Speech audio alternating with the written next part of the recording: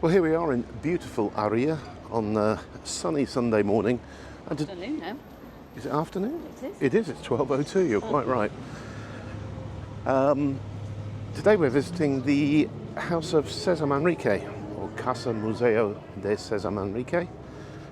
And I started here because I can show you how to walk up there, how to get up there from the village. So walk past the ayuntamiento as we're just doing. And a little bit later on I'll show you where you can park nearer the house. So you're going to come past the town hall, past the library, which is the building on my left now, and then take the first turning on the left. And you can actually see the sign there that says Casa Museo César Manrique. 600 metres is up. Yeah, and we're literally just going to walk up this road for 600 metres and the house is at the end of it. Before we get there, let's talk about the story of the house. Manrique was born in 1919 in Arrecife.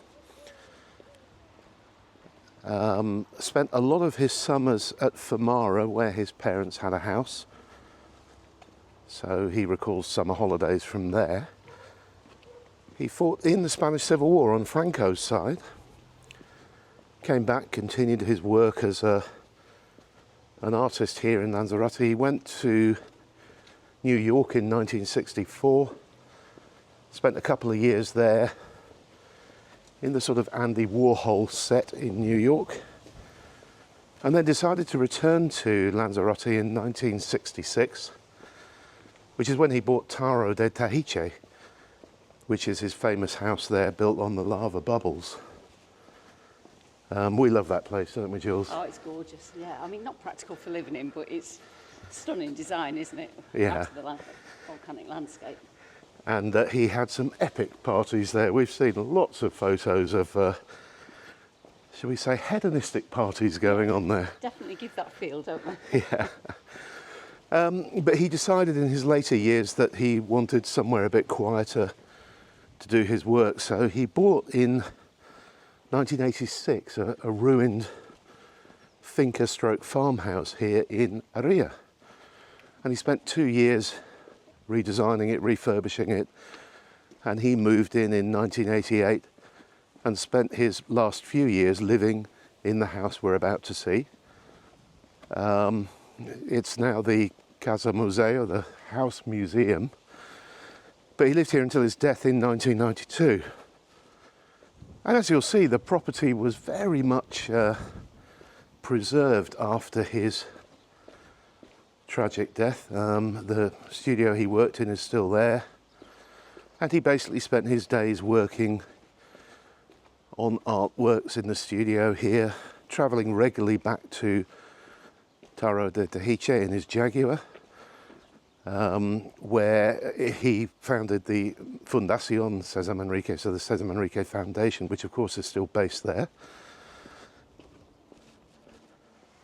And we're almost there. You'll see the parking kind of starts here, but the house is right at the end of this road where you can see those palms. There's a little bit more parking there, but not that much, and people struggle trying to fit big cars into small spaces.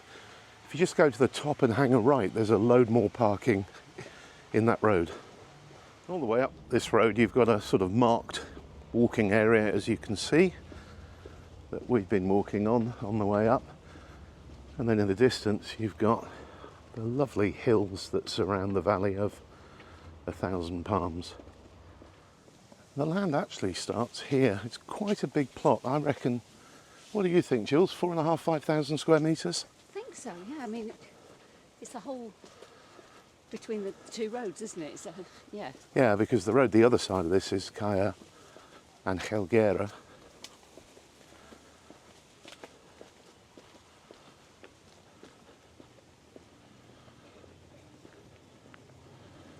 Got some signage with information about it. Open from 10:30 till 6 o'clock every day, including holidays. And there's the main entrance. We have one of his famous painted Seat Ibizas there. He also did a whole series of BMWs.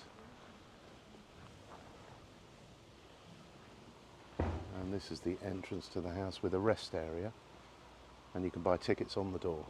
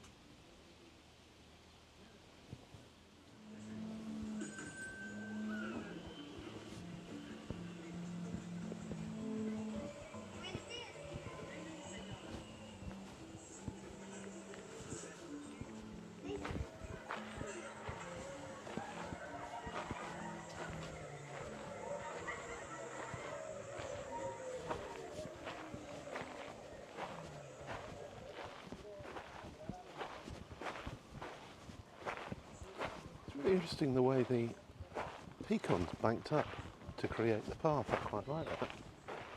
Yeah, it's nice, isn't it? Smooth. Yeah.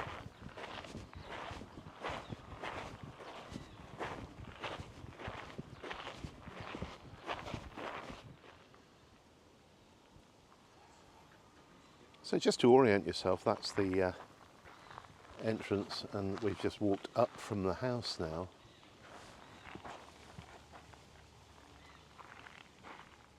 And this is the famous studio where so much stuff was produced over the relatively short number of years Manrique lived here. We weren't allowed to, or nobody is allowed to film in the studio itself for obvious reasons, because it's just full of copyrighted stuff, but it's fascinating, isn't it, Jules? Yeah, and there's a soundtrack listening, you know, an audio soundtrack to listen to when you're in there. Yeah, all his paints are there. I mean, everything's just as literally as Like it was the day he went walked to out. work, yeah.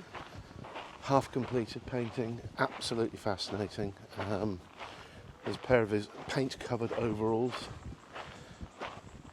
I found that, well, I love the house. I mean, what a beautiful, beautiful place. But I found the studio really quite moving.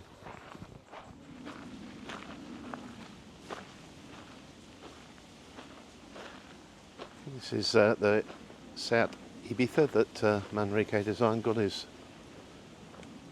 signature on it. And of course Cabrera Medina run a whole fleet of these now that you can hire. They're not individually painted, they use stickers on them, but they look very much like this, although they're a good deal more modern.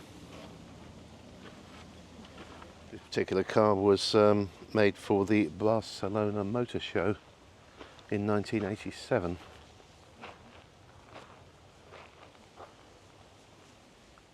Well, that's it, back out through the entrance.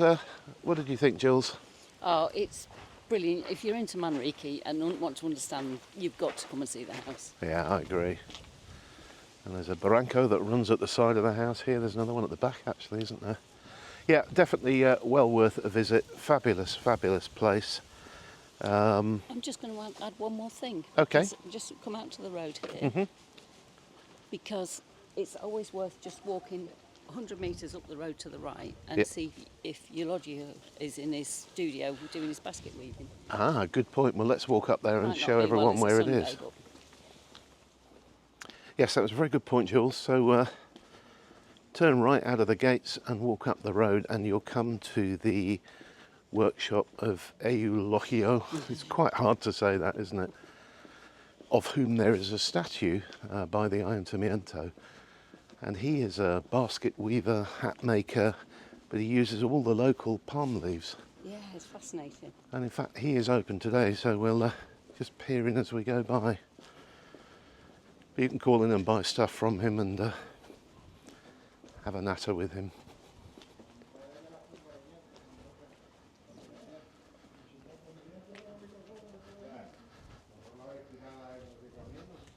So we will sign off in a moment, but as I said before, if you come to the top of this road and turn right, there's not only parking on both sides of the road, but there's also a bit of, and a noisy dog, a bit of a dirt car park at the end of it.